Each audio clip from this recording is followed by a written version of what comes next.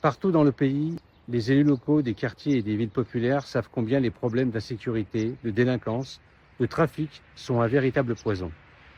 La sécurité est la première des solidarités et un droit fondamental qui doit être garanti à tous nos concitoyens, quel que soit leur lieu d'habitation. C'est un service public qui ne peut et ne doit pas être vendu à des sociétés privées. Je défendrai donc la création d'une véritable police nationale de proximité avec le recrutement de 30 000 agents de terrain formés, bien encadrés, correctement rémunérés et 10 000 agents administratifs. Les transports publics sont essentiels à la qualité de vie, à la cohésion sociale et territoriale, au développement économique et à la protection du climat. Je défendrai donc la création, pour les agglomérations qui en sont dépourvues, des patrouilles de policiers et de gendarmes dans les transports en commun sur l'ensemble du territoire national et le doublement pour les autres. Je défendrai également le développement raisonnable et raisonné d'une vidéoprotection pour dissuader les auteurs et faciliter le travail d'enquête en cas d'infraction. La mise en place d'un numéro national, direct et dédié entre les opérateurs de transport et les centres d'information et de commandement de la police nationale et les centres d'opération et de renseignement de la gendarmerie nationale pour une prise en charge plus rapide. Je défendrai également l'expérimentation, sur certains sites, à des heures matinales et tardives, de points d'accueil tenus par des policiers ou des gendarmes, permettant une prise immédiate des plaintes pour les victimes d'infractions dans les transports. Une extension dans le cadre du continuum de sécurité, des pouvoirs des agents de sécurité afin de renforcer notre capacité de lutte contre la délinquance.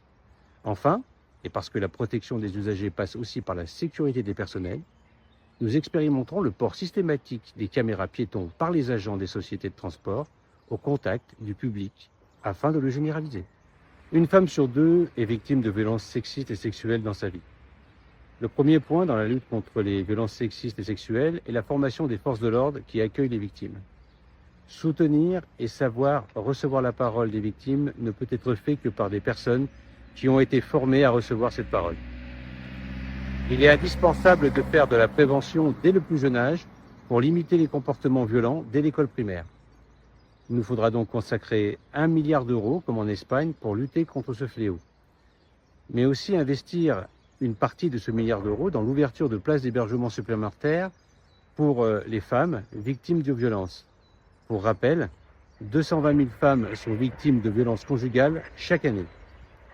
Ce milliard d'euros permettrait d'avoir une enveloppe concrète pour amoindrir le décalage entre les politiques publiques et la réalité des violences.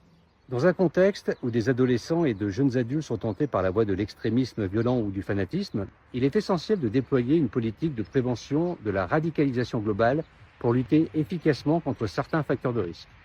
Cette démarche doit être ainsi nécessairement associée à tous les acteurs éducatifs pour être efficace. Enseignants, représentants associatifs, mais également éducateurs et animateurs. On entend par radicalité identitaire les actes ou les faits qui transgressent les règles établies et qui peuvent aboutir à la violence politique. Depuis la vague des attentats islamistes, la fragmentation des luttes antiracistes contre l'islamophobie, l'antisémitisme et la montée de l'extrême droite identitaire, de nombreux groupes et acteurs politiques expriment des discours et mènent des actes qui divisent la société en deux, entretenant des identités en choc. Les mouvements islamistes, indigénistes et nationalistes construisent leur identité dans le combat et l'exclusion de l'autre.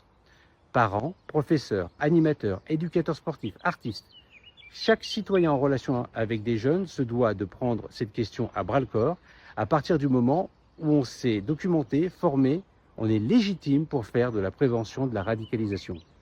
Pour cela, il faut accentuer la formation de la personne et du citoyen.